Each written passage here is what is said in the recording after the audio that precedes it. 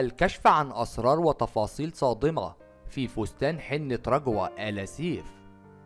خطيبة الأمير الحسين بن عبد الله الثاني مصممة فستان رجوة آل سيف في ليلة الحنة، وسعر فستان رجوة آل سيف أقل تكلفة من سعر فستان الأميرة إيمان.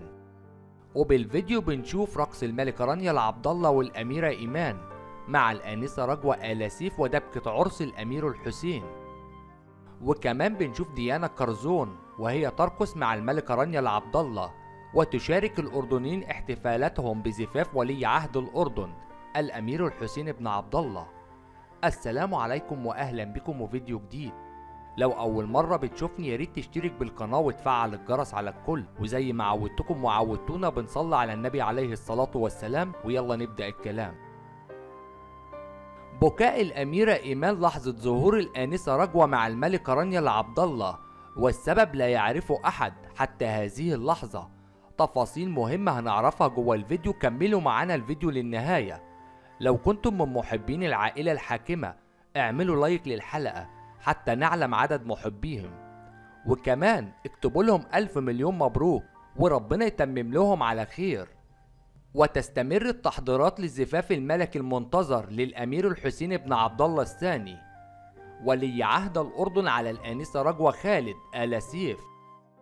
وفي الوقت الذي أكد مصدر في الديوان الملكي الهاشمي أن مراسم عقد القران وجميع الاحتفالات المرتبطة بهذه المناسبة ستقام داخل الأردن حصريا، وليست هناك أي نية لإقامة أي منها خارج المملكة.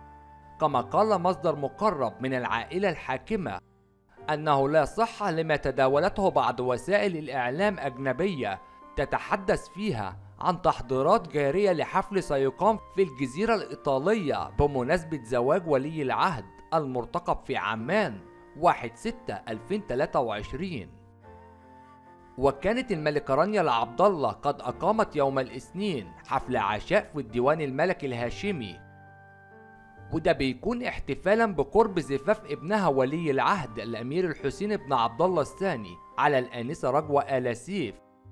وكم من أهم الضيوف عدد من الأميرات، وكم منهم شقيقات الأمير الأميرة إيمان بنت عبد الله الثاني والأميرة سلمى بنت عبد الله الثاني، بالإضافة إلى سيدات العائلة الهاشمية وعائلة آل سيف ونساء من جميع أنحاء المملكة. وكانت فرحة عارمة داخل الأردن وخارج الأردن. ولحد هنا بتكون أهم تفاصيل حلقة النهاردة. ياريت لو عجبكم الفيديو تدعمونا بلايك واشتراك بالقناة، وما تنسوش تفعلوا الجرس على الكل